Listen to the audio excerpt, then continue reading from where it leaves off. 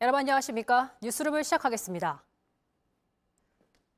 새만금 세계 스카우트 잼버리가 일부 국가대표단이 철수한 데 이어 예정되어 있던 주요 행사까지 차질을 빚고 있습니다.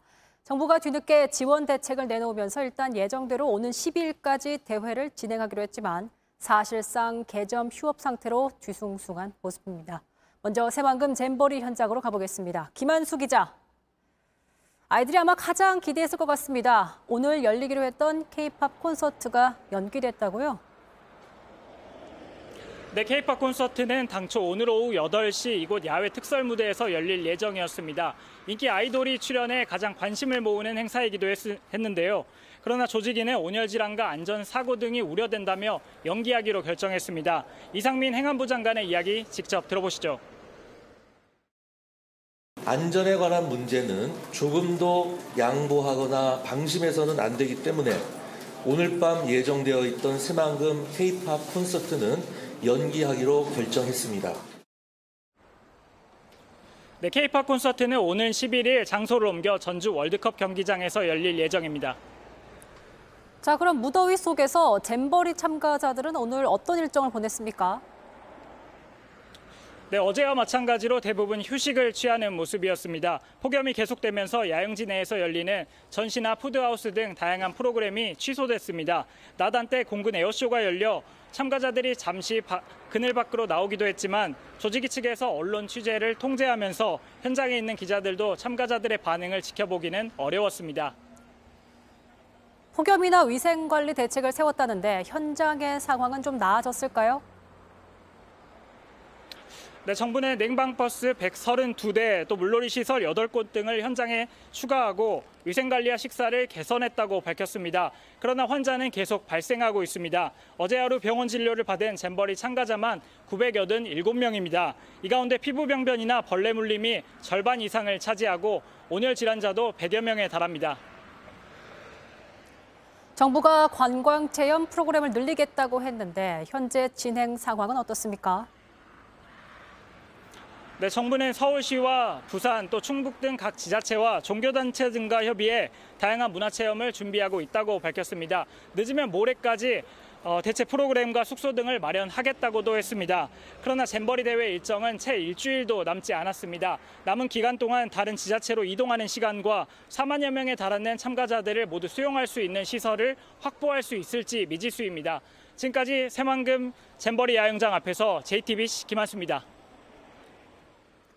이런 와중에 잼버리 영내에선 성범죄 신고까지 접수됐습니다. 주최 측은 문화적 차이로 인해 발생한 경미한 상황이라 해명했지만 의혹을 제기한 전북연맹단체는 미온적인 조치에 항의하며 결국 조기 퇴소했습니다. 조혜연 기자입니다. 학생들이 텐트를 하나둘 정리하고 차에 짐을 싣습니다. 오늘 오후 스카우트 전북연맹 제900단의 학생과 지도자 85명이 잼버리에서 조기 철수했습니다. 여자 샤워 시설에 외국인 남자가 들어왔던 거예요. 샤워하러 들어왔다, 몰랐다. 여자 가진지 몰랐다. 그런데 타월 한 장도 없었고. 주최 측에 상황을 알리고 피해자와 가해자의 분리 등을 요구했지만 아무런 조치가 없었다고 주장했습니다. 스카우트 세계연맹과 여성가족부 등 주최 측은 기자회견을 열고 실수와 오해에서 비롯된 경미한 사고라고 설명했습니다. 아주 경미한 것으로 보고를 받았고요. 필요한 내용이 있다면 더 파악을 해서 피해팀의 대장이 여기에 항의하다 강제로 퇴장당하기도 했습니다. And our investigation determined that no sexual harassment has occurred. 우리 대원이 지금 알아보았어! 같이 영지에 있단 말이야 지금도! 신고를 접수한 경찰은 혐의를 받는 태국 지도자와 피해자 등을 조사했습니다. 경찰은 일단 성적 목적의 침입은 아니었던 것으로 보고 있다며 모든 가능성을 열어두고 수사를 진행 중이라고 밝혔습니다. JTBC 조혜연입니다. 잼버리 철수를 결정한 미국과 영국에선 한국에 자녀를 보낸 부모들의 원성이 커지고 있습니다. 한국 정부가 전 세계에 사과해야 한다는 주장까지 나왔습니다. 워싱턴에서 김필규 특파원입니다. 뉴욕타임스는 14살 아들을 새만금 세계 잼버리 대회에 보낸 미국 콜로라도주의 학부모와 인터뷰를 했습니다. 아들이 심한 탈수로 구토 증세를 보였지만 진료소가 문을 닫아 치료를 못 받았다고 했습니다. 그는 아들이 무사히 돌아오기만 바랄 뿐이라며 한국 정부가 전 세계에 사과해야 한다고도 했습니다. 로이터와 인터뷰한 버지니아의 학부모는 주최 측이 어디에 돈을 썼는지 모르겠다고 했습니다. The U.S. contingent was about $6,500, which is a lot of money. You know, he's very aware of how much money that is and the sacrifices we made as a family to send him. 영국 학부모들도 매체를 통해 우려의 목소리를 냈습니다. 18살 아들을 보낸 아버지는 애초에 장소 선정이 잘못됐다면서 현장은 재난 지역이라고 말했습니다. 또 다른 어머니는 딸의 인생 경험이 될 줄 알았는데 생존 미션이 됐다고 했습니다. 현장에서 철수한 영국 대원들은 BBC에 건강을 위협하는 화장실 위생과 부실한 음식도 문제로 꼽았습니다. 밤마다 벌레에 무방비로 물어뜯기는 것도 고통이었다고 했습니다. 부모들에겐 무엇보다 아이들의 소중한 여름 추억을 망친 게 안타까운 마음입니다. This isn't what we signed up for. This isn't what we were expecting. 100% nightmare. 워싱턴에서 JTBC 김필규입니다. 다음 소식입니다.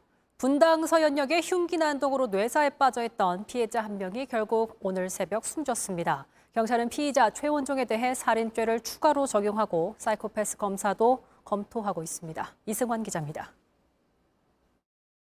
인도 위를 빠르게 달리는 승용차. 한 명을 덮친 뒤 앞선 사람까지 들이받습니다. 쓰러진 사람과 함께 걷던 남성은 차를 쫓아갑니다. 가까스로 피한 행위는 놀라 뒤돌아봅니다. 지난 3일 최원종이 자신의 어머니 명의차로 보행자들을 덮치는 모습입니다. 이때 차에 치여 뇌사 상태에 빠졌던 60대 여성이 사건 발생 사흘 만인 오늘 새벽 숨졌습니다.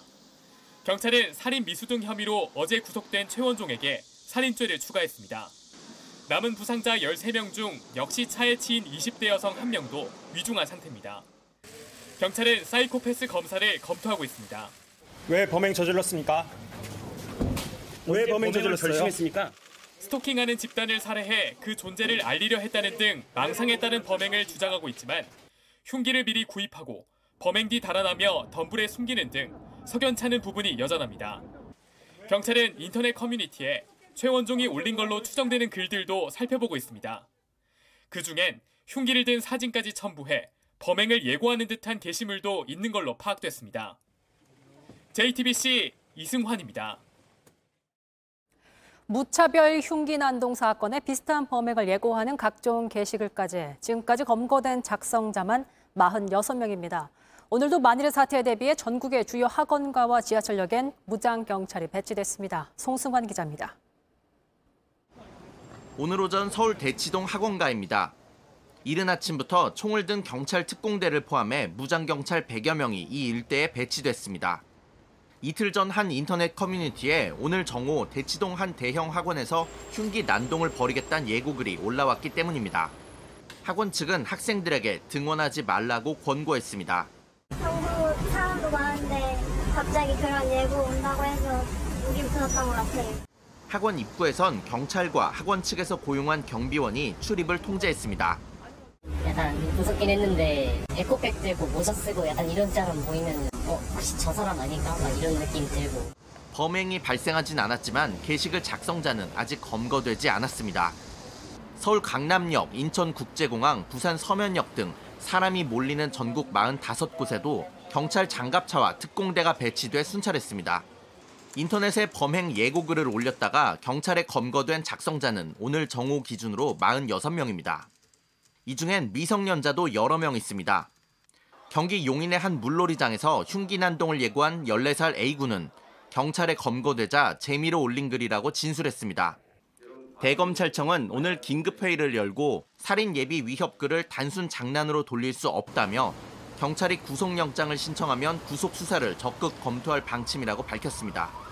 이런 가운데 경북경찰청은 지난달 24일 인터넷에 한 여성을 살해하겠다며 흉기 사진을 찍어 올린 B씨의 살인 예비 혐의를 적용해 구속 송치했다고 밝혔습니다. JTBC 송승환입니다. 그런데 경기의 의정부에서는 중학생이 흉기 난동범으로 오해받아 경찰에 붙잡히는 소동이 벌어졌습니다. 그 과정에서 학생은 온몸에 상처를 입었는데 경찰은 논란이 일자 뒤늦게 사과했습니다. 신진 기자입니다. 어두운 밤 시민들이 길가에 모여 있습니다. 경찰도 보입니다. 의정부 금호동에 칼부림이 났다며 어젯밤 소셜미디어에 올라온 사진입니다. 하지만 오인 신고로 빚어진 소동이었습니다. 억울하게 한 사람이 붙잡혔는데 운동을 마치고 집에 가던 중3 남학생이었습니다. 흉기는 없었습니다. 한마디가 뭐였어요? 너 일로 와. 그래서 그냥 본능적으로 뛰었어요. 다짜고짜 앞을 막는 사복 차림의 어른 2명이 경찰이라고는 생각도 못했습니다. 사복이었고 애당초 미성년자한테 경찰이 그런 식으로 행동했을 거라고는 생각도 못했고. 경찰이 신분증을 보여주거나 미란다 원칙을 알리는 과정은 없었습니다. 몸부림 끝에 제압됐습니다. 넘어져 있는 저 위로 올라타셔서 저를 제압하시고 이제 수갑을 채우셨어요. 저 학생이다. 신원 확인해달라 그랬는데 다 서해 가서 확인하자. 머리부터 팔다리 곳곳에 상처가 났습니다.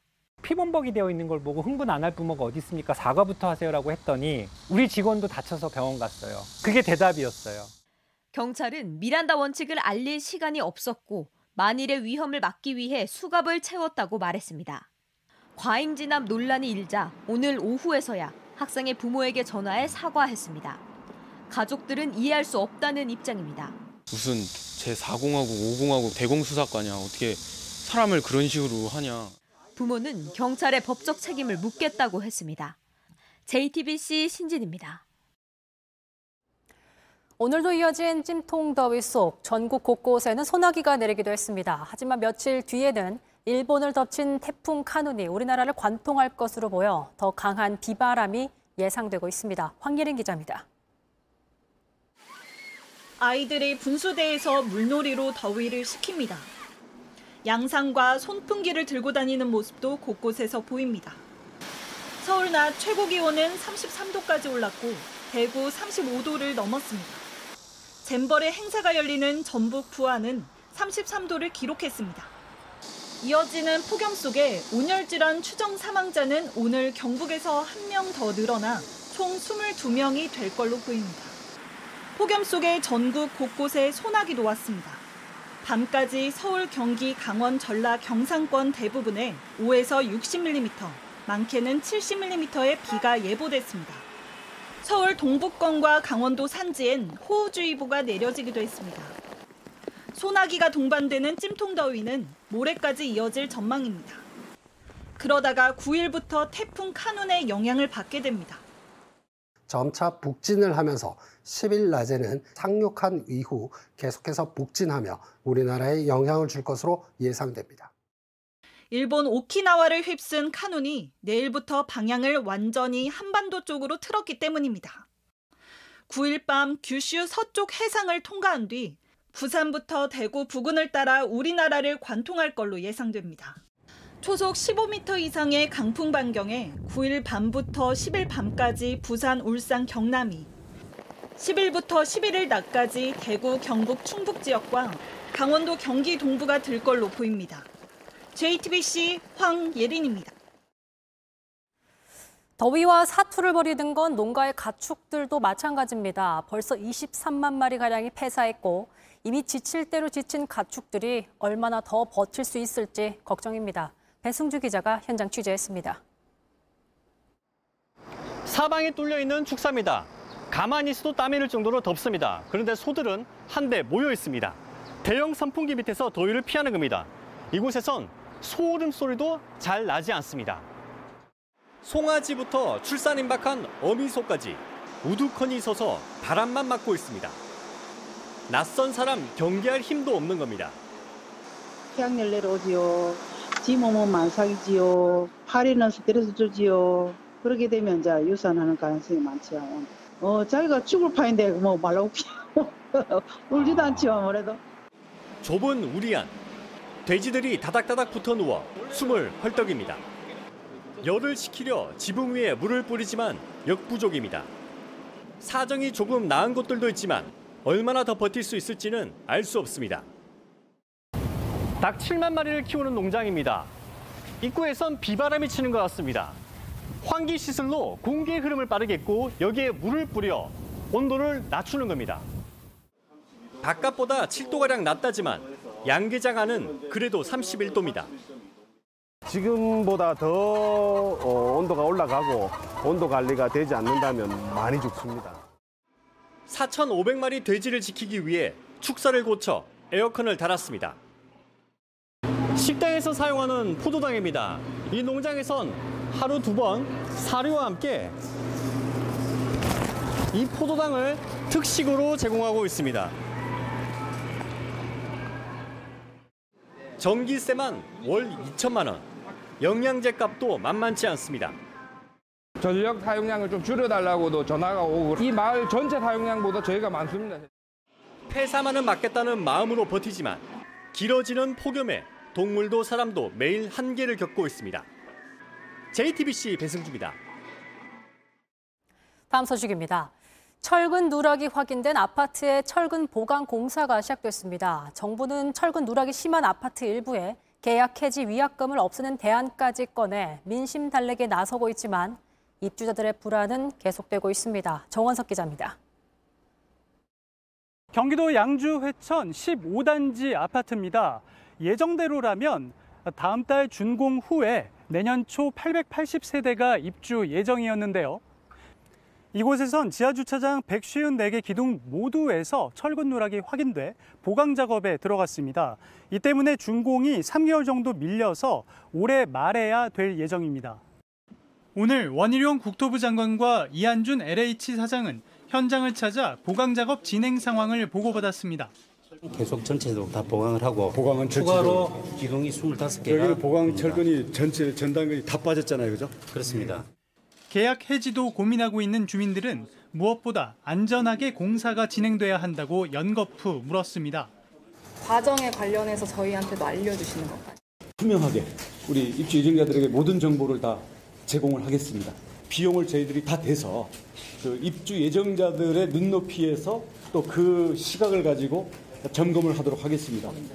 LH는 임대계약자 중 계약을 포기해도 위약금을 물리지 않는 방안도 검토하고 있습니다.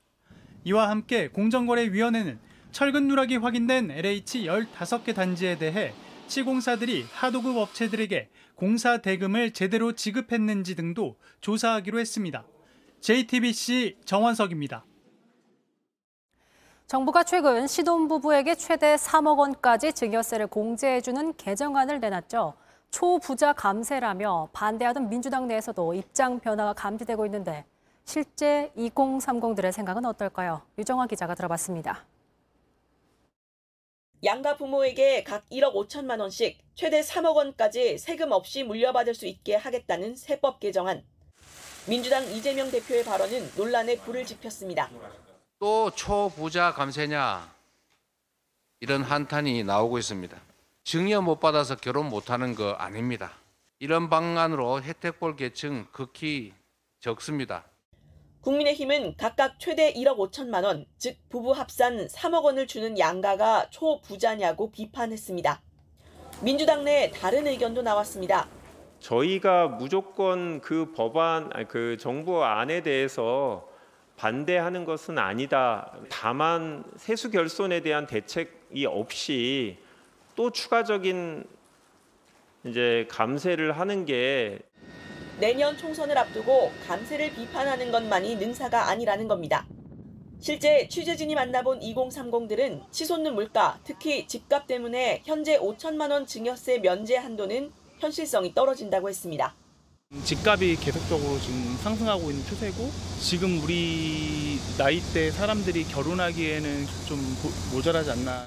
기존에 조금 낫지 않았었나라고 저는 조금 개인적으로 생각하는데. 다만 부의 대물림, 역차별이 생길 수 있다는 우려도 나옵니다. 좀 그런 증여를 많이 할 수 있는 곳은 괜찮을 수 있지만 좀 그렇지 않은 부분에서는 오히려 또 역차별을 느낄 수 있기 때문에 양가에서 3억을 줄 수 있다는 게 그 평범한 그런 가정은 아닌 것 같아요. 충분히 부담스러울 수 있는. 그래서 그것 때문에라도 더 결혼이 떨어질 것 같고 늦게 하고 싶을 것 같고. JTBC 류정화입니다. 1,071만 명. 올 상반기 이렇게나 많은 관광객이 일본을 찾았습니다. 엔저 효과를 포함해 관광 호황을 보이는 데는 여러 가지 이유가 있지만 지하철역에 담긴 세심함에서 그 이유를 찾을 수 있었습니다. 도쿄에서 김현애 특파원입니다. 이곳은 도쿄 세부 신주쿠 역입니다. 일본어가 불편한 외국인 관광객을 위해 통역 디스플레이가 설치되어 있다고 하는데요. 한번 이용을 해보겠습니다. 세부돔 가고 싶은데 어떻게 해야 되나요? 녹음 버튼을 누르고 한국어로 말하자 안내원 쪽 화면에 일본어로 뜹니다. 안내원이 일본어로 가는 길을 알려주자 이번엔 우리말로 자동 번역이 됩니다. 지하철에 설치된 통역 디스플레이는 한국어를 비롯해 영어, 프랑스어 등 12개 언어를 통역해줍니다. 외국인 관광객들은 화면 통역 시스템이 반갑습니다. Google Translate isn't always available because you don't always have Wi-Fi everywhere you go. So places like this, it's also much faster than pulling up your phone, typing everything out, and sort of showing it, and there's a misunderstanding. Having it like this, clear on the screen, it's really nice. 이 기기를 도입한 건 정부가 아닌 민간 철도 회사입니다. 회사 측은 신주쿠역을 시작으로 통역기기 확대를 검토 중입니다. 今後も多くの外国人のお客様に西武線沿線を楽しんでいただけるよう様々な工夫を重ねていきたいと思います。 일본 정부는 물론 민간 회사까지 외국인 관광객 맞춤 서비스에 나서면서 올해 일본을 찾은 관광객은 1,000만 명이 넘었습니다. 엔저 현상으로 비용 부담이 줄어든 데다 지역마다 차별화된 콘텐츠도 관광객을 끌어들이고 있습니다. We were told it's the biggest one here, so we wanted to go here with our friends. 도쿄에서 JTBC 김현애입니다. 자연의 청소부라고도 불리는 솥동구리가 오는 9월 우리 곁으로 다시 돌아옵니다. 50여 년 전 국내에서 자취를 감췄던 솥동구리의 방사를 위해 환경부 국립생태원에서 준비가 한창인데요. 그 현장을 조익신 기자가 다녀왔습니다.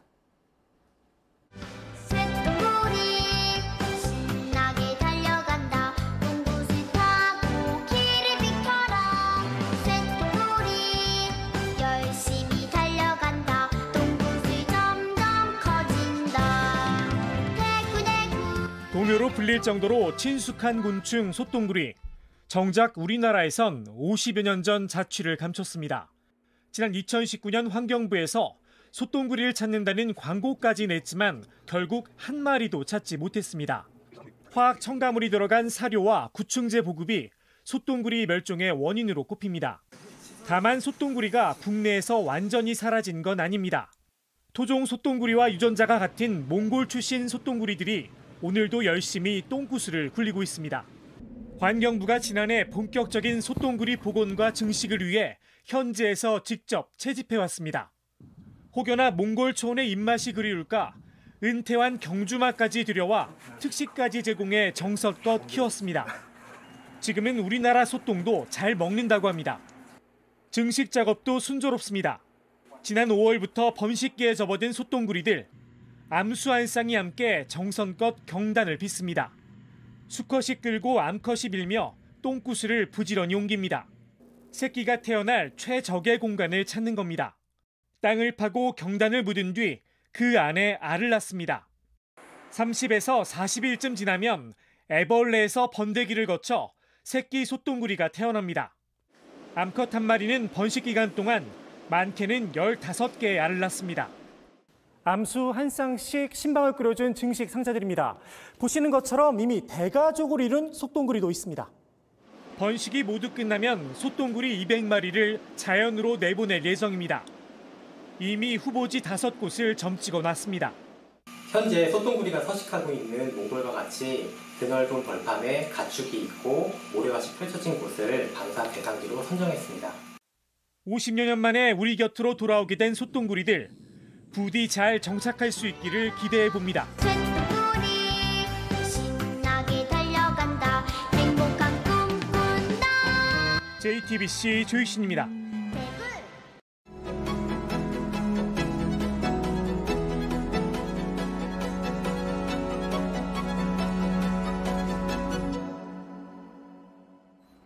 드라마 셀러브리티로 정말 세계적인 셀러브리티가 되었지만 오히려 들꽃 같은 사람이 되고 싶다는 배우 박규영 씨를 뉴스룸에 모셨습니다. 안녕하세요. 안녕하세요. 반갑습니다. 박규영입니다. 사실 근데 저는 이제 서아리를 계속 보다 와서 그런지 칼단발이 익숙했는데 머리가 좀 자랐습니까? 사실 실제로 그거를 셀러브리티를 촬영한 지가 1년도 좀 한참 더 넘은 지라 그 사이에 좀 기르긴 했어요. 사실 그때보다는. 똑단발이 정말 잘 어울렸습니다. 제가 사실 오늘은 해시태그로 좀 질문 드려볼까 해요. 해시태그 단독주연. 데뷔 7년 만에 첫 단독 주연작이라서 부담도 컸고 의미도 컸고 하신 말씀 보니까 이번 작품은 도전 그 자체였다. 네, 그렇죠. 책임감도 있었고 부담도 많이 됐었고요. 네. 그리고 촬영하는 내내 그래서 굉장히 많이 집중을 했었던 것 같고 근데 이제 이렇게 결과물이 나오고 하니까 이제 감독님도 너무 좋아해 주시고 그런 부분들 보니까 좀 뿌듯하긴 하더라고요. 뭐 그리고 개인적으로는 이렇게 포스터에 얼굴이 이렇게 크게 있으니까 예, 그런 건 개인적으로 좀 신나는 부분이죠. 사실 이게 아무래도 글로벌 인기를 얻다 보니까 댓글들이 이제 한국어만 있는 게 아니잖아요. 네. 반응도 이렇게 다양한 언어로 오니까 되게 신기하더라고요. 그래서 이렇게 나름 이렇게 번역기 이렇게 돌려가지고 보는 것도 있고 솔직히. 네. 너무 기쁘잖아요, 사실. 네, 이런 너무 반응들이. 감사하죠. 혹시 지금 가장 인상 깊었던 댓글이나 반응이 있습니까? 사실 그 서아리라는 캐릭터가 굉장히 많은 스타일링을 보여주는 캐릭터예요. 예.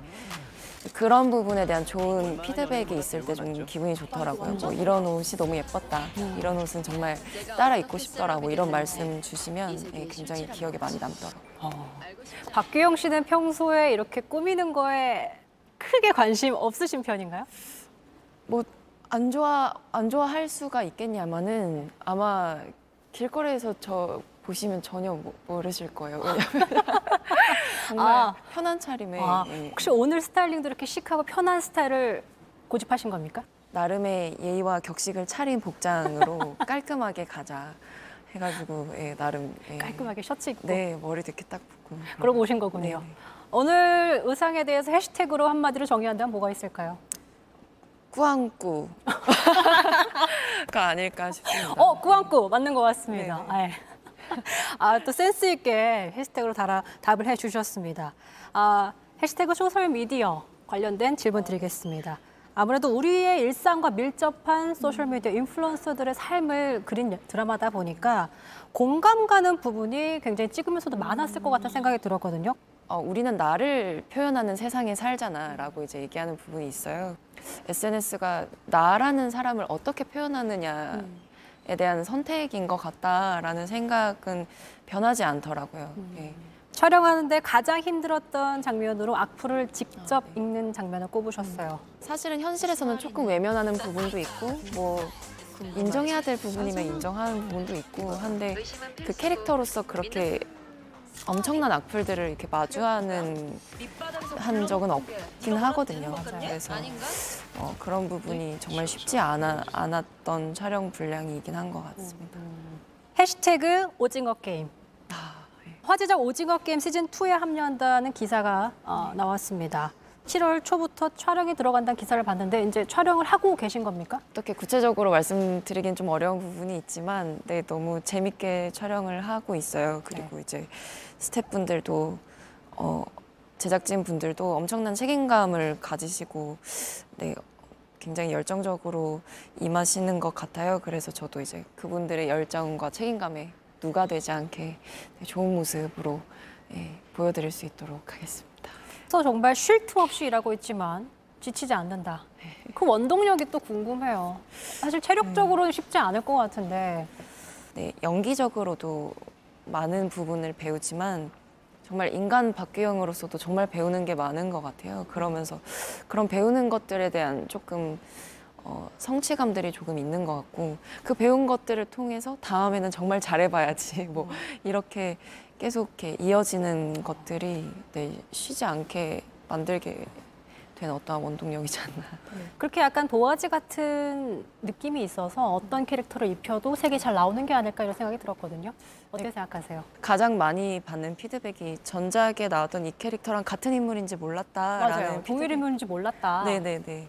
그래서 그거는 개인적으로 연기자로서 굉장한 축복거리라고 저는 생각해요. 그래서 굉장히 감사하게 생각하는 부분이고 또 제가 어떻게 변한 모습을 보여드릴지 좀 기대해 주셨으면 좋겠습니다. 그래서 다음 작품이 더 기대되는 배우다. 굉장히 쑥스러워하시네요. 네, 저는 좀 쑥스러운 편이에요. 약간. 근데 연기할 때는 또 이렇게 확 변해서 연기하시는 거죠? 연기할 때는 그래도 뭔가 덜 쑥스럽고 덜 부끄럽고 한 거 보면 이 일을 정말 좋아하는구나 내가 이런 생각은 하곤 하죠. 도전해보고 싶은 캐릭터 있습니까? 사실은 어떠한 장르에서 강렬한 모습을 보여드리는 캐릭터도 너무 재밌고요. 그냥 사람 냄새 나는 사람 이야기, 그 공간에 살고 있는 어떠한 사람 하나 이런 캐릭터를 너무 해보고 싶더라고요. 그게 이제 박규영 씨가 원하는 들꽃 같은 사람이 되고 싶다라는 거 굉장히 맞닿아 있는 것 같습니다. 네. 네. 인간 박규영으로서도 연기자 이제 배우 박규영으로서도 어떤 화려하게 큰 임팩트가 있는 사람이라고 생각을 하진 않거든요, 저는. 근데 그냥 잔잔하게 편안한 느낌 주는 사람으로 남고 싶다. 그런 생각에서 들꽃이라는 단어를 생각하게 된 것 같아요. 어떤 해시태그가 배우 박규영 씨와 함께 달려있으면 좋을까요? 해시태그 열정인 것 같습니다. 해시태그 열정. 네네. 사실 내면의 열정은 식지 않긴 하거든요. 뭐 책임감이라든지 직업에 대한 나에 대한 냉정함, 가혹함 그리고 뭐 여러 가지들이 파생되는 것 같은데 그런 의미에서 그냥 내면의 열정만은 식지 않고 언제나 가지고 있으면 좋겠다 이런 생각입니다. 어느 작품에 있어도 그 한 폭의 풍경과 잘 어울리는 그런 배우가 되기를, 열정 넘친 배우가 되기를 응원하겠습니다. 오늘 인터뷰 고맙습니다. 감사합니다.